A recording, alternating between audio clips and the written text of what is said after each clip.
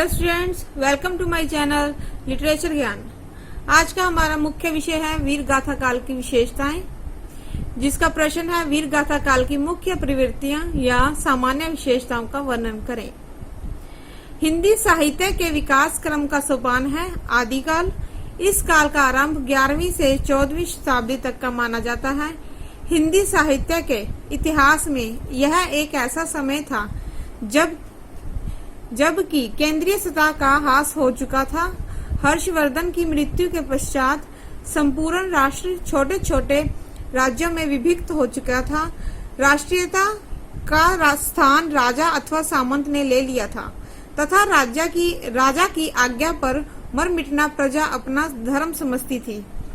राजा अपने व्यक्तिगत लक्ष्यों की प्राप्ति के लिए वीर योद्धाओं का प्रयोग करते थे, जिसकी लाठी उसकी भैंस का राज्य था। इसी कारण इस काल में जितना भी साहित्य रचा गया उसमें राजा के युद्धों का अतिशयोक्तिपूर्ण अर्थात बढ़ा चढ़ाकर वर्णन मिलता है। इस काल में काव्य रचना का कार्य क्षेत्र राजस्थान रहा। इसी कारण साहित्य की भाषा अधिकतर डिंगल पिंगल ही रही।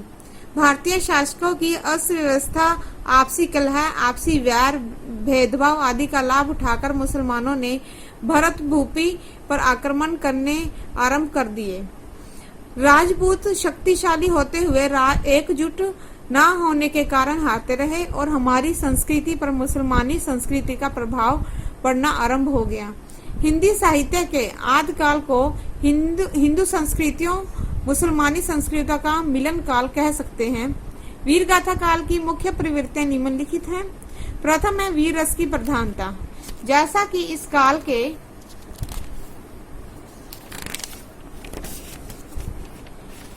नामकरण से स्पष्ट है कि वीर गाथा कालीन काव्य में वीर रस की प्रधानता रही है, क्योंकि इस समय में के राजपूतों का यही आदर्श था, बरस 18 छत्र जीवे आगे जीवन को धिक्कार।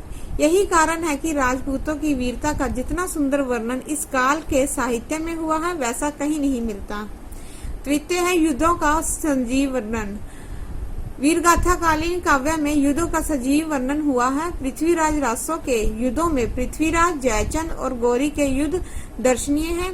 इस काल के कवि केवल कलम के ही धनी नहीं थे बल्कि तलवार के भी धनी थे। वह युद्ध के मैदान में राजाओं के साथ जाते थे और उनका कार्य आश्रयदाताओं में युद्ध का उन्माद भरना था। इन कवियों में युद्ध वर्णन संपूर्ण हिंदी साहित्य में बेजोड़ था। आश्रयदाताओं की प्रशंसा।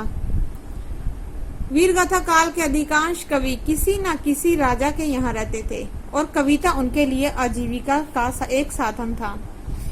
इन कवियों ने अपने ग्रंथों में अपने अपने आश्रयदाता की प्रशंसा की है। उदाहरण के लिए चंद्रबरदाई ने पृथ्वीराज रासों में पृथ्वीराज का यशोगान किया है। अन्य रासो ग्रंथों के विषय में भी यही बात कही जा सकती है।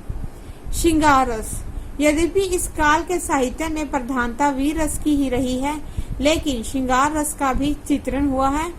राजपूत जहां अपने गौरव की रक्षा करने के लिए वीरता का परिचय देने में भी नहीं चूकते थे,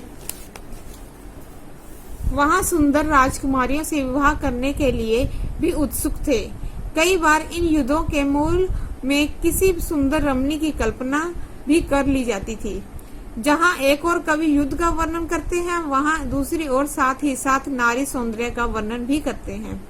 यही कारण है कि इस काल के साहित्य में जहां एक और युद्ध के ढोल और नगाड़ों की आवाज है, वहां दूसरी ओर किसी और युवती के नुपुरों की झंकार भी है। धन्यवाद।